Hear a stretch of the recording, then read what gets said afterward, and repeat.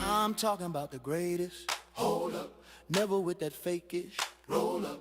Realest of the real when he was young. Muhammad Ali was still the same when he growed up. Louisville strong, well, we all knew he the chosen one. He knocked out List and he shocked the world and left it frozen, huh?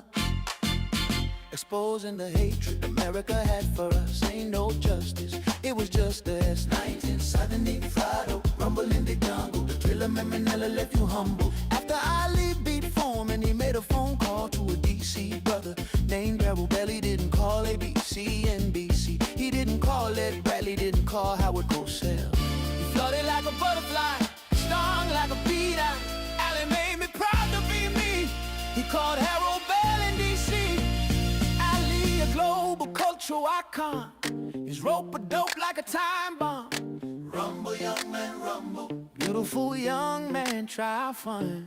Rumble, young man, rumble. Beautiful young man, never tumble. Muhammad Ali, Harold Bell, just got here on Kendrick Lamar. Now we're talking about Harold Bell, Harold Bell, just got here on. Now we're talking about Harold Bell, Harold Bell, just got here on. Now we're talking about Harold Bell, Harold Bell. Now we're talking about Harold Bell, real godfather of sports talk, a man that talk and walk that walk. A media community pioneer, shared the same radio mic as Peter Green over the air. His voice came through loud and clear. When the streets of the original Chocolate City were mean, they did not have to scream. Unlike today's radio host, the first black American to host and produce his own sports talk radio show in DC. Oh yeah, his brother was Bad G. The show was christened Inside Sports. The tag given to him by his wife, Hattie T, stolen by the powers to be. His interviews and friendship with Ali and Red Auerbach put his Inside Sports talk show on the map. On his radio show, he interviewed some of the most famous athletes, reverend and reviewed the people and the struggle. His wife, Hattie T, found the kids in trouble.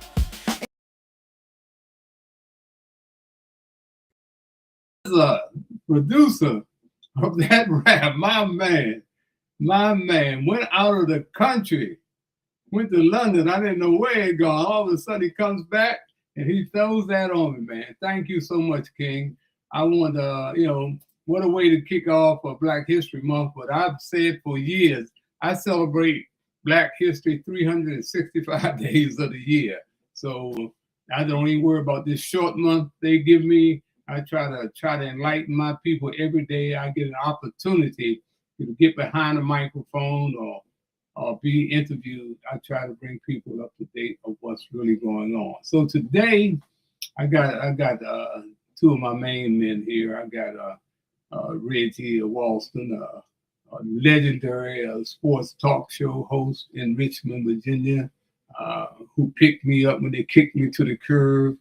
And I was down there years with him, and we had a ball, man. I really enjoyed Reggie and that group, man. So Reggie Howell, thank you for being there. Thank you for being a part of this first kickoff of Black History Month today. And I got my other main man.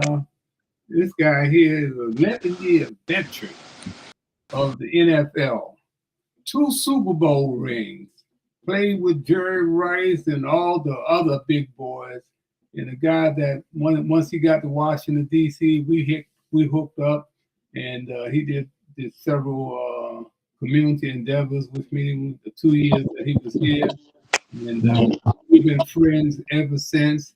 And can we run that little 2-minute piece that I got in there?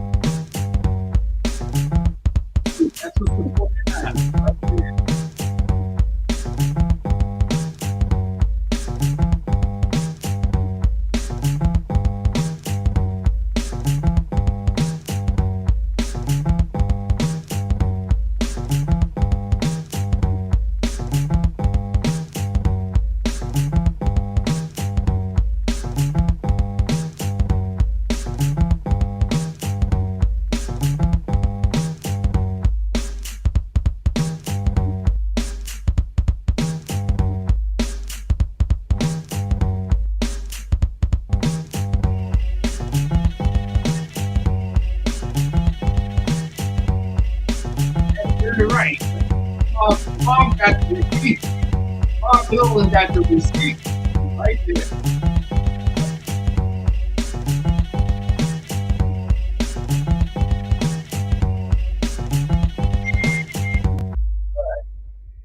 Thank you. Thank you.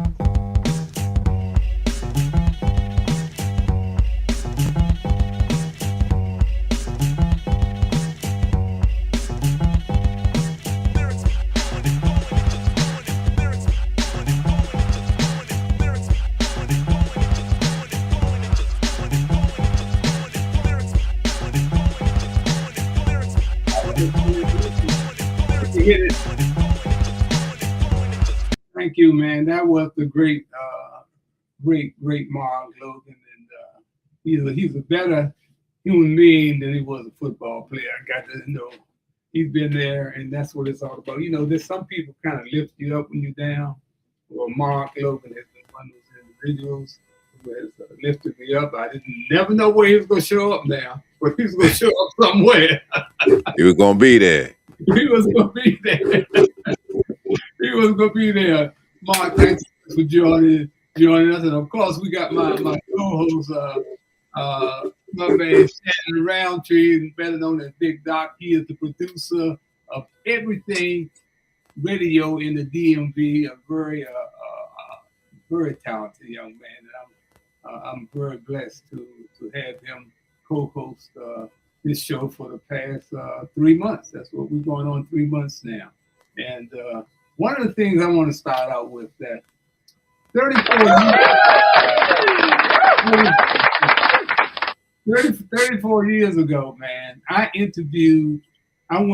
had a buddy in Minnesota, and I had a sports media roundtable. I was the first brother to put together a sports media roundtable where you brought the media folks in to talk about the sports that was going on in their city and across the country. And I was the first one to do that. One of those people that I had on there was Bill Roden before he came out with this book, The $40 Million Slaves. How you would call somebody a $40 million slave when you work in media? Right. That is the most racist institution in America, is a media room at press time, man. I couldn't believe people went for that book, $40 Million Slave. And here he's a writer for the New York Times. Now he's sold himself out to ESPN. But everybody is $1 million slave. I don't want to get Marc started on that right away, but I had also on that media roundtable was Larry Fitzgerald out of Minnesota, Larry Fitzgerald Sr. And I don't know how I got hooked up with Larry at that time, but I used to call Larry's house about on Mondays around 8 o'clock or Saturdays, for it to be on the show. And his son would always answer the phone. His son was about 7 or 8 years old. And he would holler, "Hey, Daddy, it's Harold Bell in Washington, D.C. Why you got to yell my name out? Mr. Bell, you are Mr. Bell."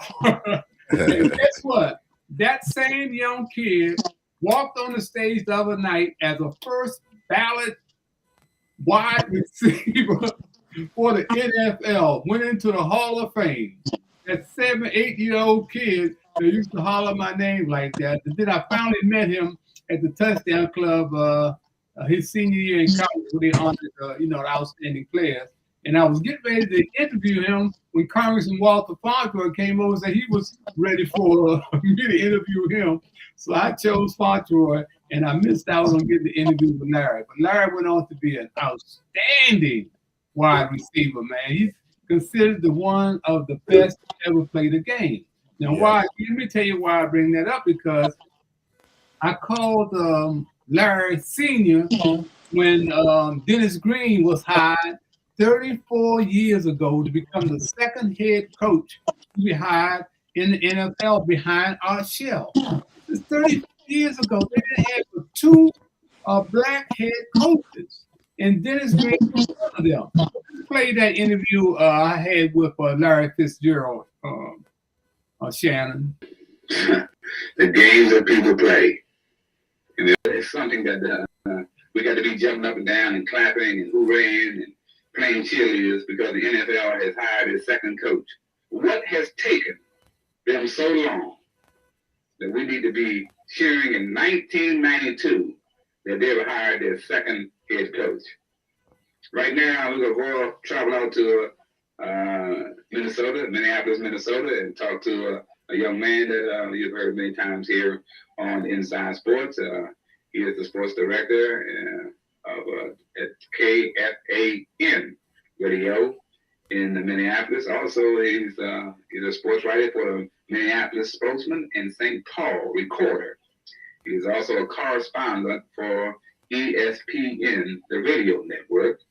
Boy, it's so good to watch these young guys grow. I'm telling you, I'm really proud of them. I'd like to welcome to Inside Sports, Mr. Larry Fitzgerald. How you doing, Larry? Very good, Will.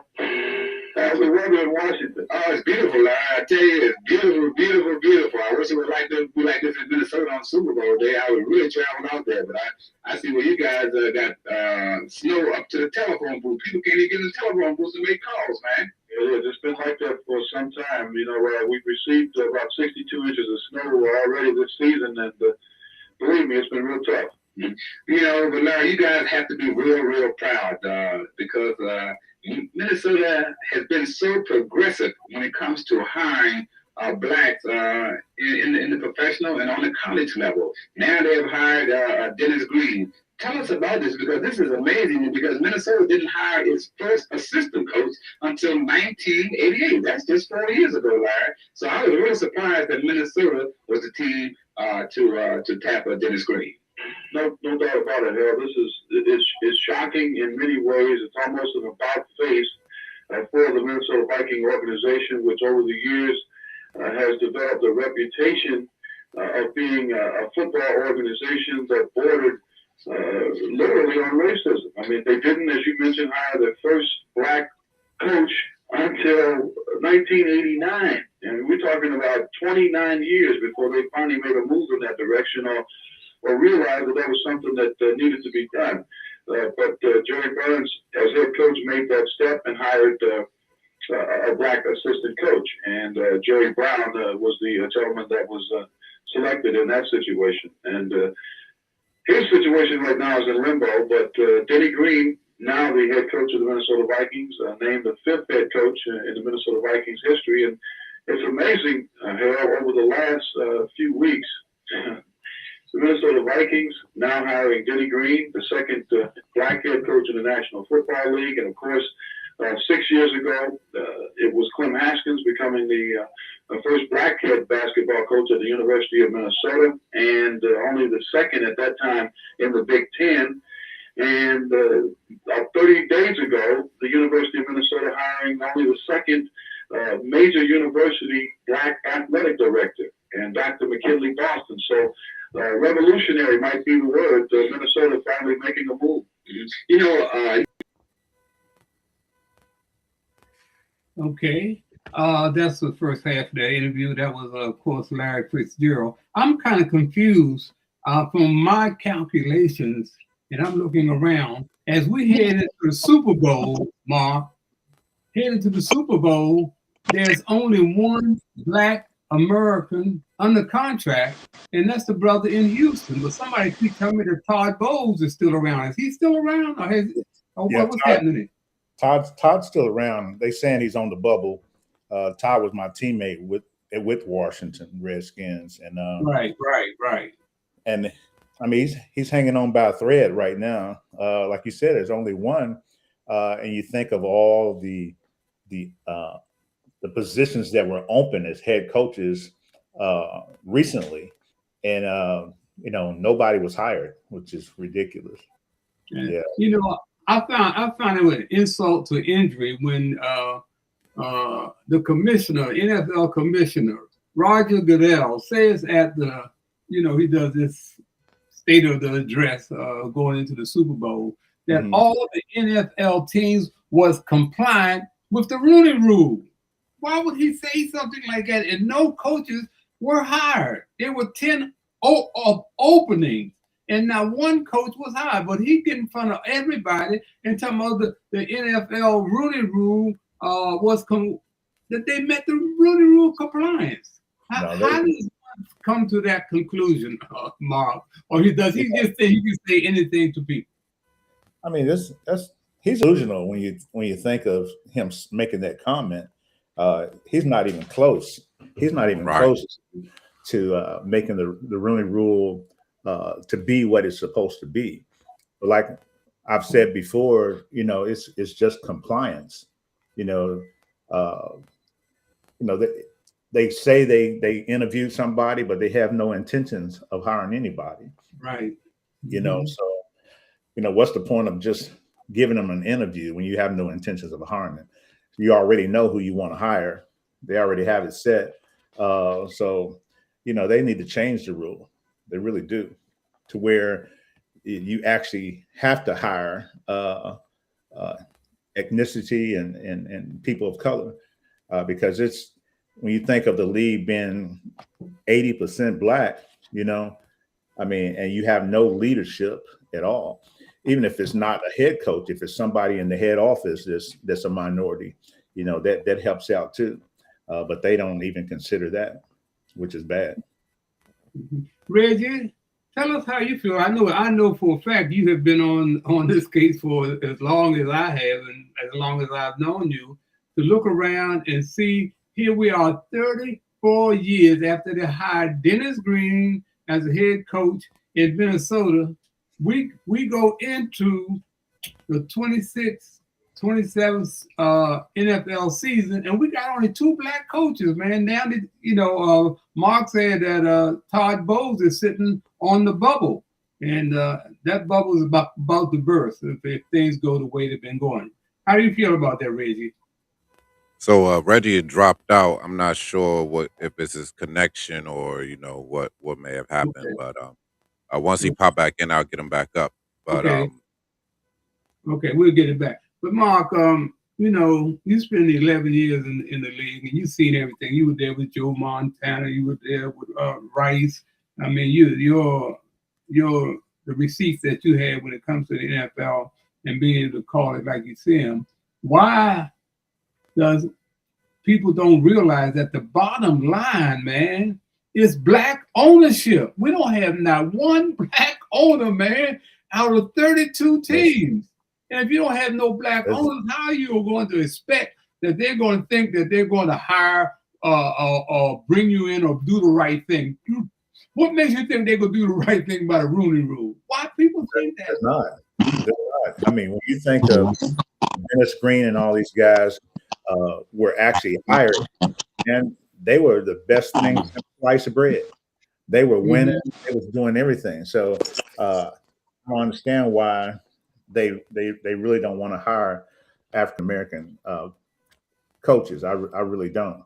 And like you said, if they're not going to do right by the Rooney Rule, then all the stipulations of even you being hired is going to be tough, because you always been looked at, to mess up. They're looking for excuses to not hire you. That happens often. When I was surprised, when I went to Washington, when I went to the Redskins, I've been in the league for 11 years at this point. And that's the first time I've seen anybody black in head office. Wow. Yeah. And that was, what's the guy's name? The running back that passed away. He played for the Taylor. The Taylor kid. No, he got shot in head office with the Redskins, but he played running back. Really good older guy, and they wore his number on their jersey. I can't think of his name. I can't think of who that is either. I should know. Yeah, but him and at the time they was trying to do something with Doug Williams, but just to see somebody of color in the top office, man, that was rare. 49ers didn't, the Dolphins didn't, but that was the first team out of 11 years to see something like that. Yeah. See something in front office. Wow. All right, Reggie, we got you back now, Reggie. Of course, we want you to pick up on the going into the 26th, 27th NFL season, that there are only 2, we think, blacks under contract after 34 years of the hiring of Dennis Green, here we are headed into the Super Bowl 26-27, and we have only 2 black coaches under contract. Reggie, how do you feel about that? And how do you feel about no black ownership and the other 32 teams, man? I mean, the NFL has been around for 100 years, so it tells you they're not thinking about doing the right thing, Reggie. Well, again, good morning, gentlemen. It's an honor and pleasure to be on the show with this distinguished panel. Let's be honest about something. When you have no ownership, you can't call the shots. You have billionaires who are the good old boys club, and they've shown you how they believe. Pakula up there in Buffalo, he had the opportunity to hire, and what did he do? Leslie Frazier had to go be an assistant defensive coach with the Seahawks just to be employed. And see, this little dirty little secret nobody talks about. Remember when Kansas City lost to Kansas City, came back in 13 seconds and beat Buffalo? Mm-hmm. Well, the thing was, the so-called ex-head coach decided in the last 30 seconds he wanted to call the defense. He told Leslie Frazier to stand down. Yeah. Mm-hmm. Nobody talks about that. And what happened was, the rest is history. We have seen a plethora of young black coaches being mistreated. When you have people shouting at the Pittsburgh game saying, fire Mike Tomlin, and then you have a police chief call him the N-word, that shows you the mentality of this country. And that's why, again, shout out to Bad Bundy and Kaepernick for being strong black men to stand up against the system, because the system will crush you by any means necessary. And I got to say, Mr. Bell, your Winston-Salem brethren, Stephen A. Smith, is playing a very dangerous game. He's trying to walk 2 sides of the fence, and it's not working. Yes, you donate money to HBCUs. Yes, you highlight HBCUs. But when you go after Representative Crockett in the manner that you did, and then had misleading information, then you talk about I'm friends with Sean Handy and Marc Logan. That tell you all you need to know about what direction he's trying to get to. Yeah. Yeah. Joy Reid. Yes. Joy Reid said. Yeah, Mr. Logan. Yours. Go ahead, Shannon. Shannon. No, I think you were talking about Bobby Mitchell. Oh, yes, Bobby Mitchell. Yeah, right. I forget Bobby Mitchell. Yeah. Yeah, Bobby, he's a good guy. Yeah. But then what they did though, they just treated Bobby, man. And I mean they treated Bobby Mitchell bad, man. They really did. He didn't have no power. He didn't have no power. It was just really a token, because they didn't give him any power. He didn't make any decisions. That's right. I think he was there really as a mentor to us, to be honest with you, Mm-hmm. And, if we had problems, we could always go and talk to Bobby. And he was like the mediator between us and management. So, but Bobby, he was the first guy I've seen up in the head office in 11 years of playing. You can't make this stuff up. You really can't. Yeah. Shannon, thank you for reminding us about Bobby Mitchell. I don't know how either one of us got Bobby Mitchell.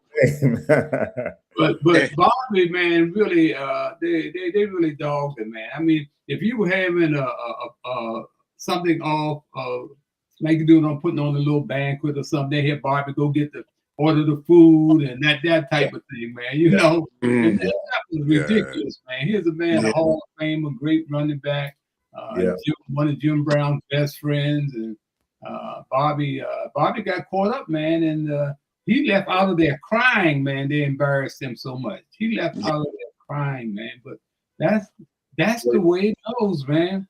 And it's a shame that people will find brothers and sisters talking about they are minority owners. Just like Mark said, minority owners, do you make any decisions? Do you make any? You know what they had James Brown doing on CBS as a minority owner until I got on his case? Had him carrying out the lineup.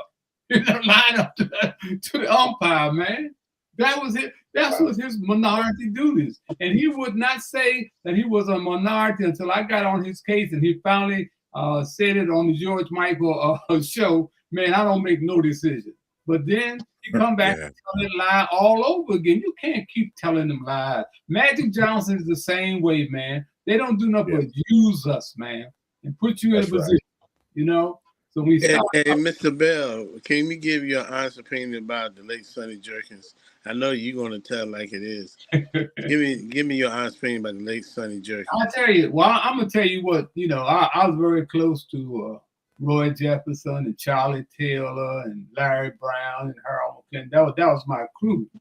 And the final thing, they all said Sonny Jurgensen was the most purest passer to ever play in the National Football League. But he's also, you know, you couldn't trust him. You know, if when it comes to black and white, he was shy away from that, and that was how he was, man. Sonny was, he sat on a pedestal, man. He was not somebody that you could trust, and they didn't trust. Roy had more faith in Billy Kilmer, you know. Even though, let me tell you one thing too.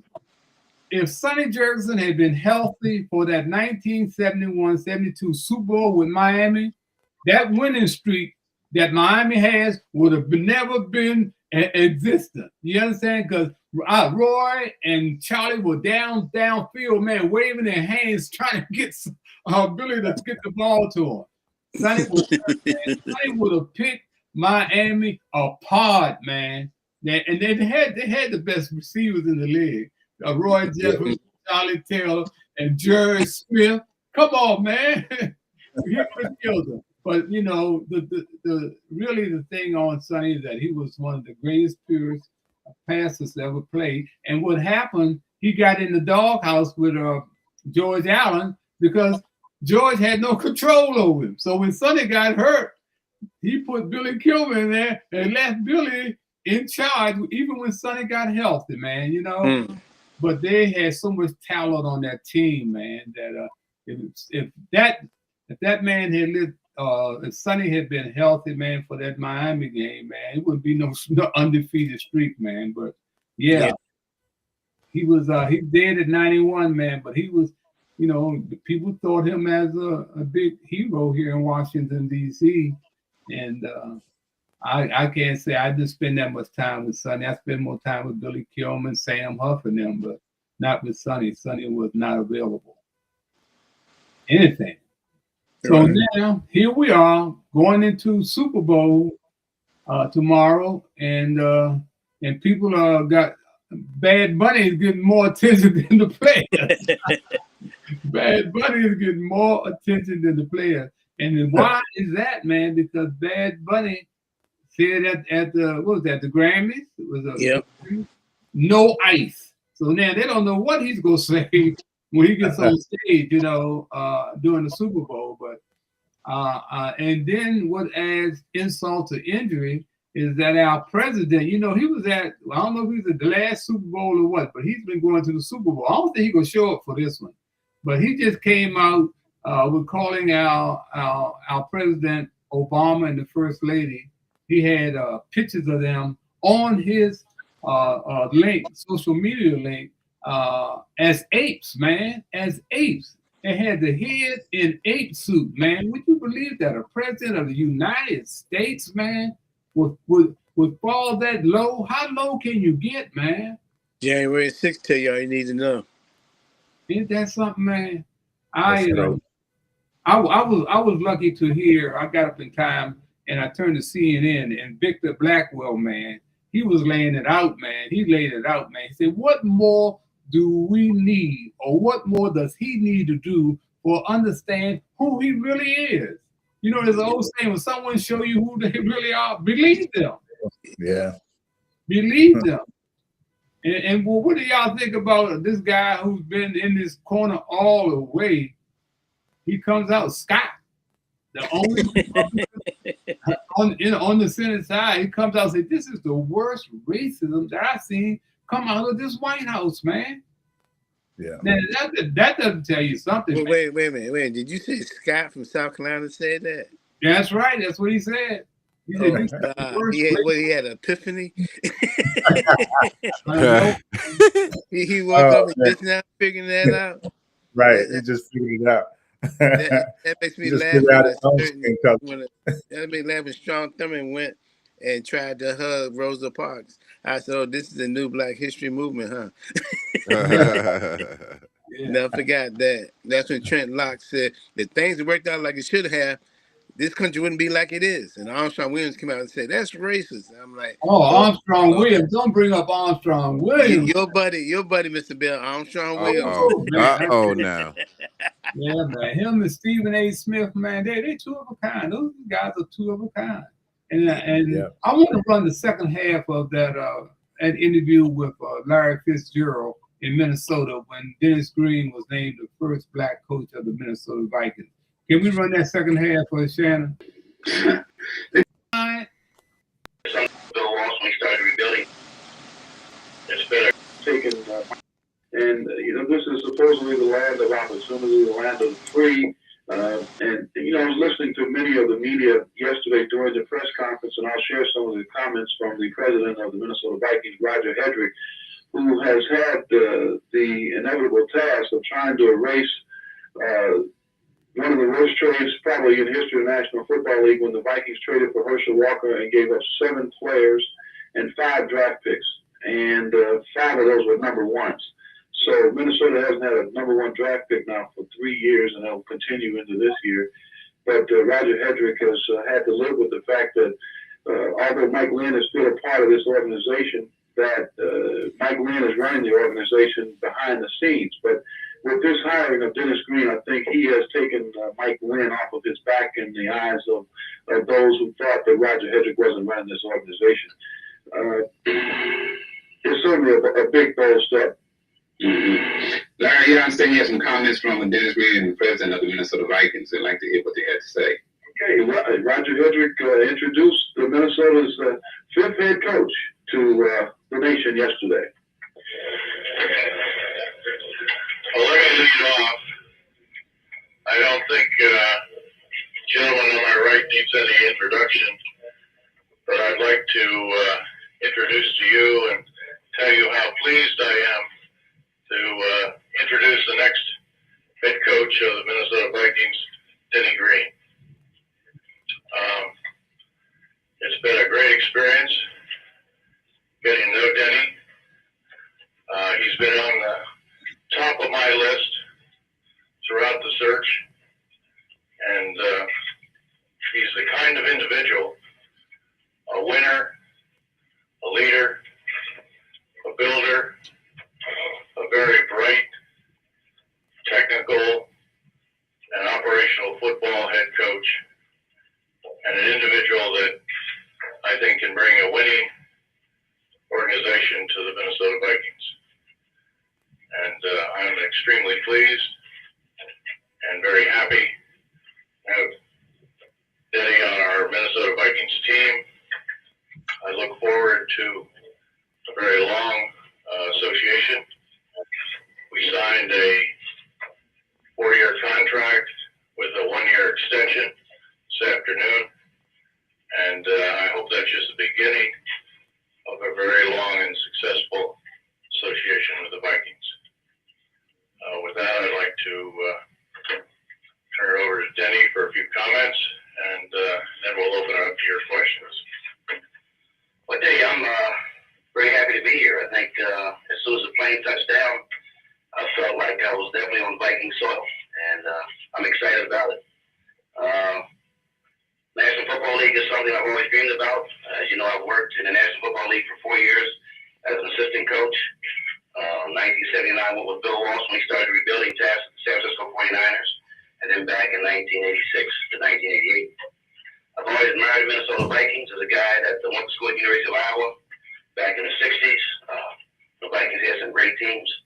I'm the type of guy that believes in great tradition, that believes in everybody pulling in the same direction, and the guy that believes really in hard work and dedication. I think that's probably been the trademark of my coaching career. I worked at all levels, and I think that's what's also very exciting. From the first time at the University of Dayton as a 23-year-old coach, when I coached quarterbacks, running back, receivers, and tight ends, and had to learn what responsibility and coaching is all about, to also being the head coach at Stanford University. I love Stanford. It was a great experience for me. We had some great seasons, some great players. But right now, I'm extremely excited to be the head coach of Minnesota Vikings. Look forward to playing some fantastic football. I know we have some tremendous talent on this football team. We've had some great years in the 80s, and we're looking forward to having some championship years in the 90s. The thing that I want to do is bring some good, strong leadership, cooperation. It's something I believe in. I think a tremendous amount of understanding is something I believe in also. But the thing I think maybe I understand maybe the most is the reason to have consistent expectations, and that maybe be my trademark. The idea of being able to consistently expect the same thing from everybody involved. I'm happy to be here, and I'm ready to answer any questions at this time. Great interview, Larry. That was a great piece. That was, of course, from the president of the Minnesota Vikings and naming his new head coach, Dennis Green, as the second black head coach in National Football League history. And that's, Larry, I'd like to thank you for taking time out to bring us that report and keep on doing the great things. Okay. Mark, did you ever get a chance to break bread with Dennis Green during your tenure in the NFL? Yeah, we met a couple times. He actually coached a teammate of mine from high school, Cornell Burbage, went to the Vikings when he was there, and that's how I ended up getting the meeting. But just a powerful guy, man. His presence, everything, you know. That's right. He brings more than just coaching to the team. His presence was really important.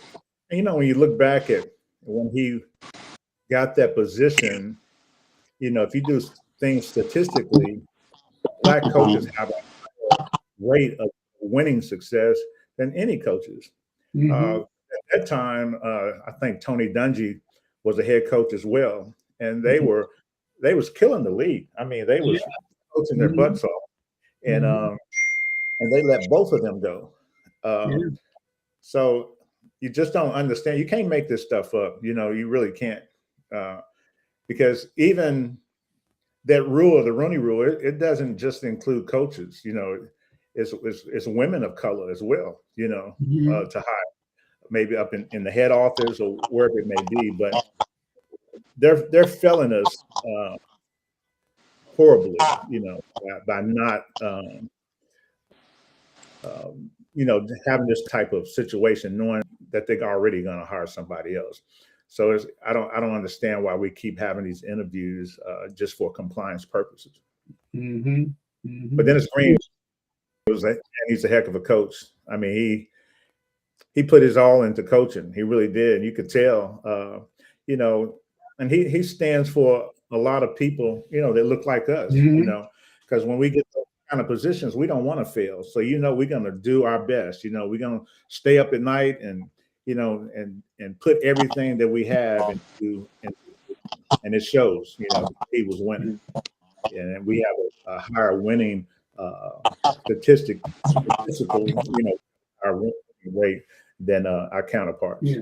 You know, I asked you that because Dennis always made himself available to me, man. I had a couple of great interviews with him, and when he was a head coach, you know, he was that guy, kind of standoffish guy.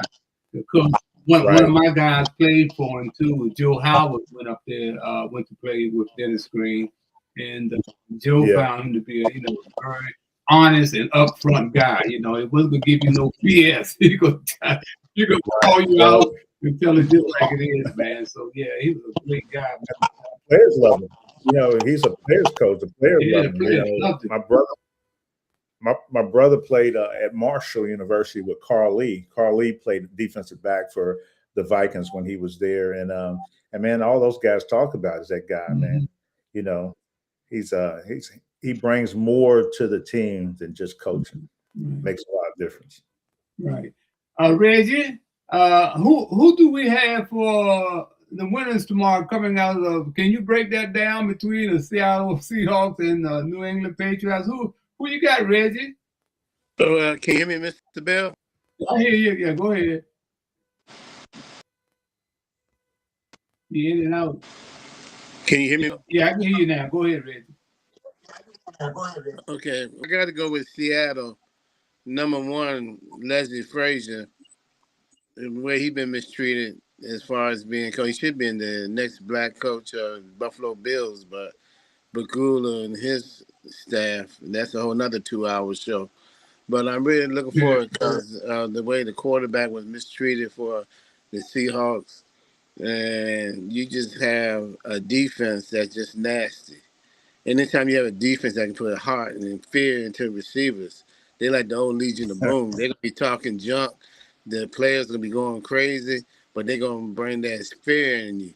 And your guest knows about if you have a wild defense, like a pack of wild dogs, like LT once said, it can turn fear real quick. And we got two young men from Richmond, Virginia, playing for New England. The running back from Ohio State, Henderson.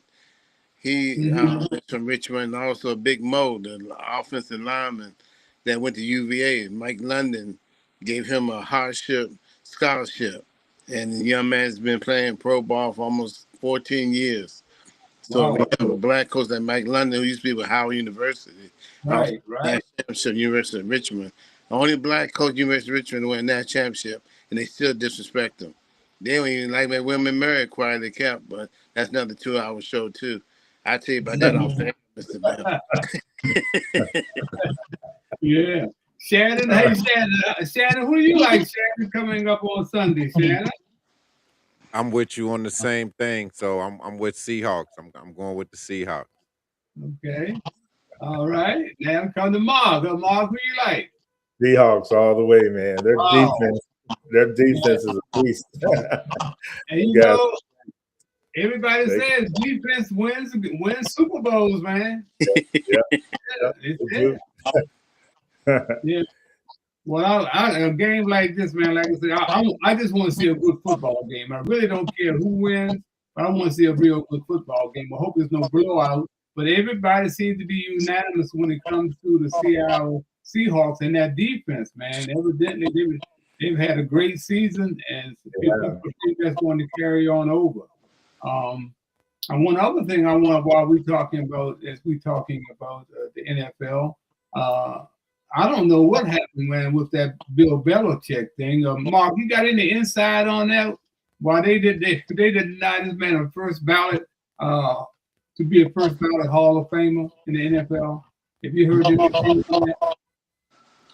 Mark, can you hear me, Mark? Can you hear me, Mark? I can't hear you. You can't hear me. Reggie, can you pick that up? Yeah, I can hear you. Reggie, what happened with Belichick?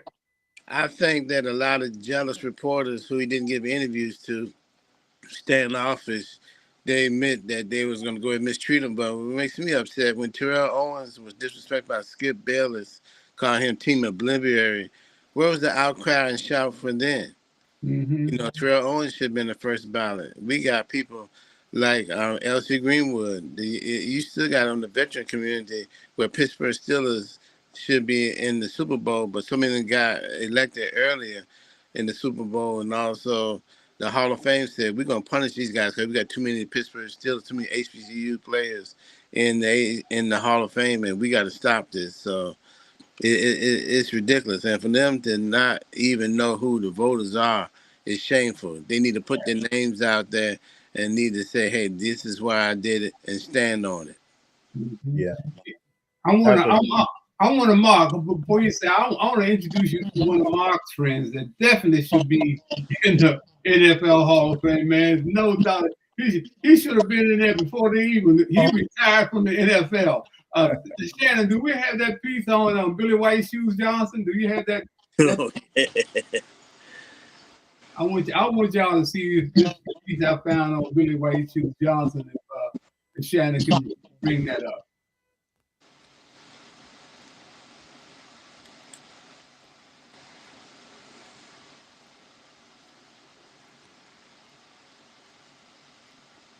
Billy White Shoes Johnson. He was the first of the great men in the NFL. He was the first returner to develop a strong identity. Nobody had seen anything like him. Nobody knew who Billy was, but it didn't take him long to hit. He was a little small guy. He was about 5'9". You couldn't catch him. That's the way he described it. He was trying to catch a hummingbird. He didn't just get the ball and go. He moved. He'd reverse his field. He'd come back. If he goes to the right, don't chase him, because he'll be coming back. Somebody said he could stop on a dime change. Had that juke, if you will, that the first guy missed, and then he was off to the races. You were just chasing his shadows. When he'd get his hands on the ball on the punt, everybody end up. He never hesitated. On his first step, he's going full speed. Billy White Shoes, more of a showman. I remember Billy White Shoes as one of the first guys that kind of celebrated after he scored. Billy White Shoes Johnson, the funky chicken. Greatest celebratory dance in the history of the NFL, without a doubt. Unbelievable showmanship. People remember the dance, but he was a really good football player. And my Shoes Johnson is the greatest return man in the history of the NFL. ever. That's right. The greatest return man in the history. Yeah. Mark, tell us about your friend Billy White Shoes Johnson. Yeah, he's awesome, bro. I told him, man, he's the reason why I play football.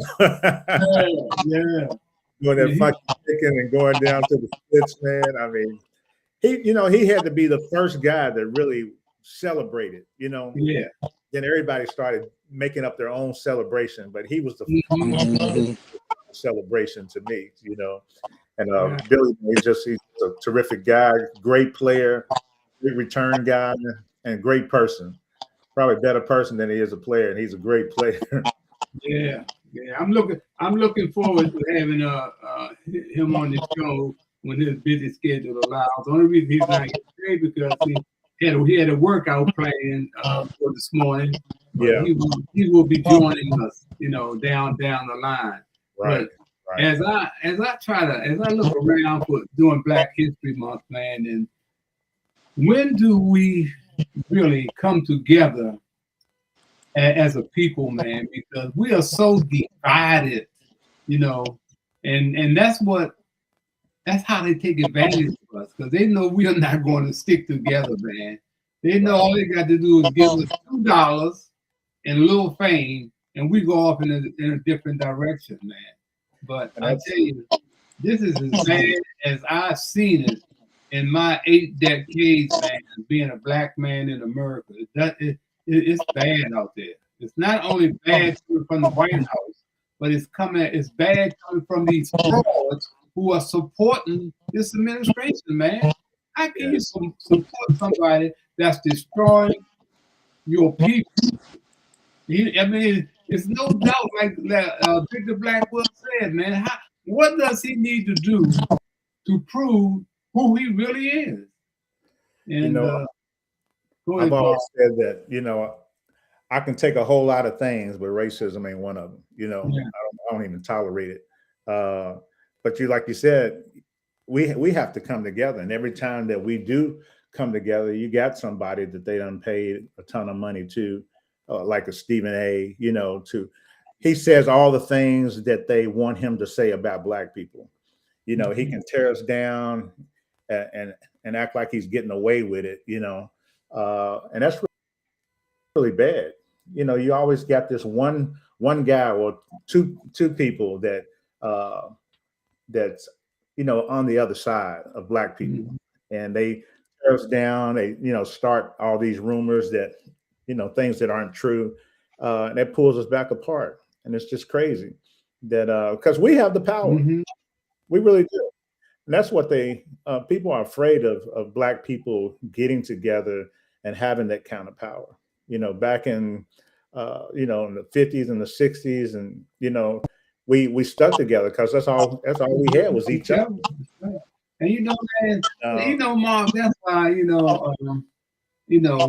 I was in position, man, I was making more money on AM gospel radio than TV personalities, man. You understand? On AM radio, I didn't have to go through no Nielsen ratings. Jim Brown got me Coca-Cola. Right. Senator Decatur Trotter got me the Maryland State Lottery. Sonny Hill got me hooked up with Nike. And I don't know how I got hooked up with Budweiser, but those are 4 major sponsors, man. I had so much money coming in, man. I didn't know what to do with it. The hustlers was lining up outside of WST radio the first of the month to borrow money. Man, wow. we stuck together back then, though. You know what I'm saying? If it's just like Muhammad Ali, man. He gave you that interview. If we want to tell our stories, we have to stick together. We really do. That's the only way those stories are going to get out. Because the right way. Because what they do, they gang up on us, man. Like, when my attorney Derek Humphreys told me the night that we met at WOK Radio for my debut show in 1972, he said, Harold, trademark this name, copyrighted, Inside Sportsman is gonna be off the hook. He told me, but I'm ego tripping. Wow. I'm on the air, man. I ain't got no time for that stuff. 8 years later, I'm in the studio with Michael Wilbon, George Solomon of the Washington Post, David Aldridge. I got them on my show. And you know what happened? The Washington Post took Inside Sports up to New York City and started Inside Sports Magazine. Didn't even say nothing to me. No respect. Wow. And I knew the owner. Man. I remember when he was a cop on the beach his rookie year out of college until his mother said, come on in here. You don't want you to be here to fight the Post. Donald Graham, I broke bread. Well, we broke hamburgers at the little tavern, man, when he was on the beach. So he knew who I was. So when they took it Inside Sports, they knew exactly what they were doing, man. They don't care. Yeah. When it comes to a dollar bill, they don't care. Yeah. He took Inside Sports to New York City, didn't last for 2 or 3 years because they ran him out of there because he didn't know how to transfer my talk show into print. Tony Kornheiser was a part of that crew that went up there, staff that went up there with them, man. Wow. So, wow. It makes me wonder when I think of my teammate Deion Sanders, that did he patent that, prime time? Because that's him. Yeah, for you know what I'm saying? That's what he called himself was prime time. When he came in with the Falcons, all you heard was prime time. And then all of a sudden, sports was called prime time. Yes. It makes me wonder if he had patented that, man, because they definitely took that away. Still the best ideas. And when I think about, how even though the Washington Post failed with Inside Sports Magazine, what happened? Somebody else was watching them and said, "Hey, why don't we do a TV format?" And that's how ESPN came in. ESPN followed the Washington Post and came up with an ESPN, which is now, of course, a $1 billion industry. Sports talk is, But what happens? You get the guys like James Brown that came through Harold Bell, Kathy Hughes who came through Harold Bell, David Aldridge who did look out for me. I had to go beg these guys for rent, man.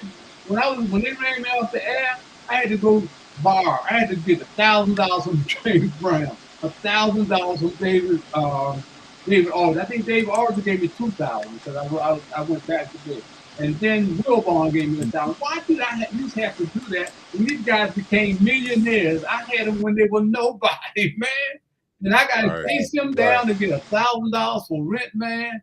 Well, that was very humbling, man. I'm sure. I don't know who did come through you, Harold. You really, really, man. You the GOAT, man. Pipeline. You know everybody, and the pipeline. That's right. I couldn't tell you who did. I've been very blessed, man. I really have, man. And they allowed me to be myself. Jim Brown, man, he could, Jim Brown was a tough dude to deal with, man. But I didn't kiss up to him. I think that's what it was. I didn't kiss up to him. I remember one time we got in an argument on the phone, Mark. He was calling me all these kind of names. I'm hollering back at him. And when I got off the phone, I said, I'm glad that was on the phone. I know that's right.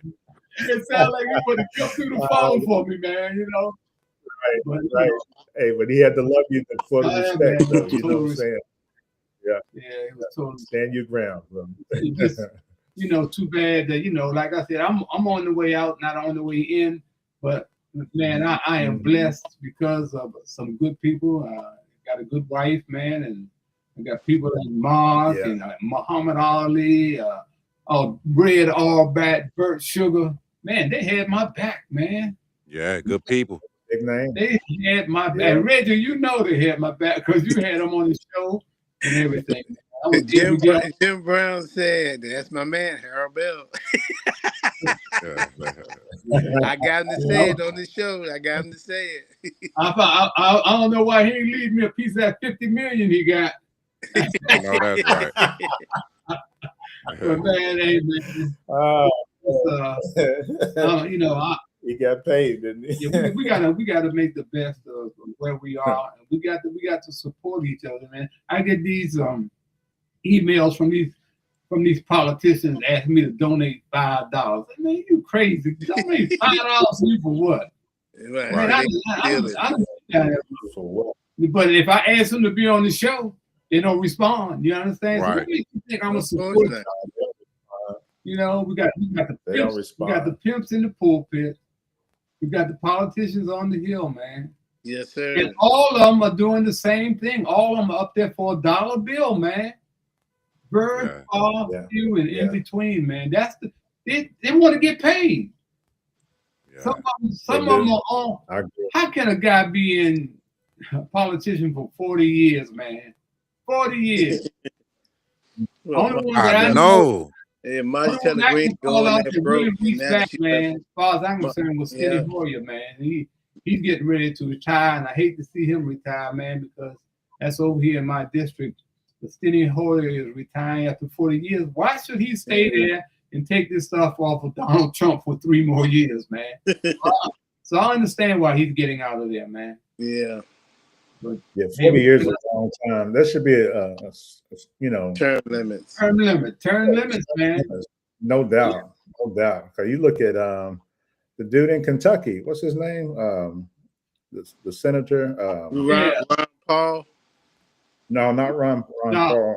He talking about O'Connell, isn't it? Yeah, O'Connell. I mean, what's his name? What is his name? Connell. I know it's some Connell. The one is always falling and.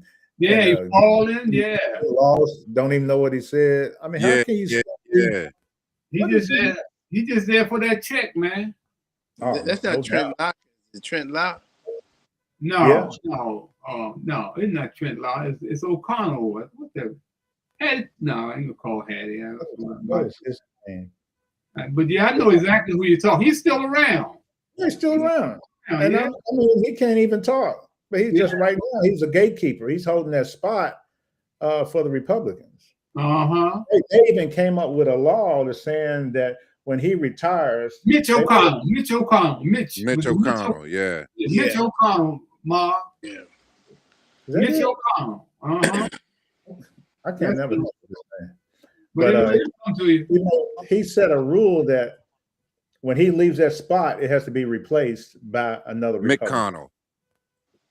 Okay. Mitch McConnell. Mitch McConnell, yeah. Mitch McConnell. That's him, Ma. Because he one that had those dizzy blackouts and everything right there. The mic, right? Yeah, that's Mitch McConnell. That's who he is. But they gatekeepers, man. You know, they stay there and replace, that same position with another Republican. How do you make that rule when it's never been that way? You got to vote for that position. You know what I'm saying? You can't replace that position with another Republican just because the prior guy was a Republican. You have to vote on that. But they making rules that to stay in power. That's what it's about. Yeah. Shoot, Trump had this way wouldn't be voting no more. He said, "Y'all won't vote no more after this election." Don't think he ain't thinking that. Yeah, I think they should let those seats be governed by the median age of the country, because I think it relates more to the people. But you could still have an older leader, but I think whatever the median age is, progression in the time, you know what I mean? Because when you got people who have old ways and old thoughts, it kind of blocks the new from kind of coming in and helping make those changes and adjustments to fit the current lifestyle that we live in, and understanding everything rather than just getting advice from advisors. You know what I mean? They can understand it at this point in time, but still have the older leadership, to guide us through, the processes and things like that. But Yeah, 40 years in a seat. Like Yeah, 40 years ago, it's way different to what it is right now. You definitely. know? So time is moving so much faster that the adaptation to, current life, I feel is more relatable to people within the same age group of, the working class, that area. Mhm. Well, Reggie, you got the last word, then Mark, and then we're going to get out of here, man. I want to thank you guys for taking time out to be here on, of course, the legacy of Inside Sports Network and keeping hope alive. That's what we got to do, man. We're going to keep hope. We got to find some way to protect our children, man, because right now they have no future, man. Yeah. Mark? I agree. We just got to keep teaching them, making sure they're learning everything and not naive about certain things. And that's, power is, we have the power, power is in our hand. We just have to do something with it and continue to stay together and not have these people like Stephen A. and what's that other reporter's name? I can't think of his name. But there's so many frauds out there, man. A few out there now. There's so many frauds out there. They're a bad apple, man, and they just make it bad for everybody. Oh, Jason Whitlock. Oh, there you go. The hamburger. Jason Whitlock. There you go, man. I call him man. He's a joke, bro. I mean, just amazing, man. I can't believe I let him interview me a couple of times. You need to get your black card taken from you for doing that. Okay, Reggie, you got the last word, Reggie. Go ahead. Stay warm. It's 26 degrees. Lord have mercy. Yeah, stay warm. Everybody be safe, man. Everybody be safe, man. I just want to say, man, that hey, man, we got to understand, man, that a lie will change 1,000 times, but the truth never changes, man. And that's what we got to make our people understand, man. They are scared of the truth. They always want to hear the truth as long as it's about somebody else. They don't want to hear the truth about themselves, man. And that's how we go. That's how we go in the wrong direction, man. I don't understand a brother not being able to call another brother on the phone and say, "Hey, man, I got a problem with what you said or what you did. Hey, let's talk about it. Don't run and hide with a little money and a little fame that you got, man. You're gonna have to come back this way one time or another, man." So, hey, man, thanks again for you guys, and thanks, Shannon. As we go out of here, I just want to say, man, peace and love, man. I'm gone. Shannon, take it out. Incorporated in the Hillcrest Saturday program in 1968. Shortly after the D.C. riots, this idea was great and still is to this very day. Invited by Nixon to come to the White House. His own people showed the jealousy. So what? Lights out. That great man's name is Harold Bell. He knew Jim Brown and Muhammad Ali up close and personal.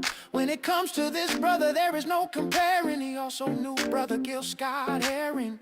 If Harold Bell had played the game, he would have been a millionaire. We would have been calling Howard Cosell the White Harold Bell. Muhammad Ali, Harold Bell, Gil Scott-Heron, Kendrick Lamar, Muhammad Ali, Harold Bell, Kendrick Lamar, Gil Scott-Heron, Kendrick Lamar, the revolution will not be on your telly. The revolution will not be on your telly. The revolution will not be on your telly. The revolution will not be on your telly. The revolution, when it happens, will start in your mind. No doubt we'll be able to see it or make recordings of it of any kind. He told you the truth while the gov was telling you lies. From the mind of Gil Scott-Heron, the revolution will not be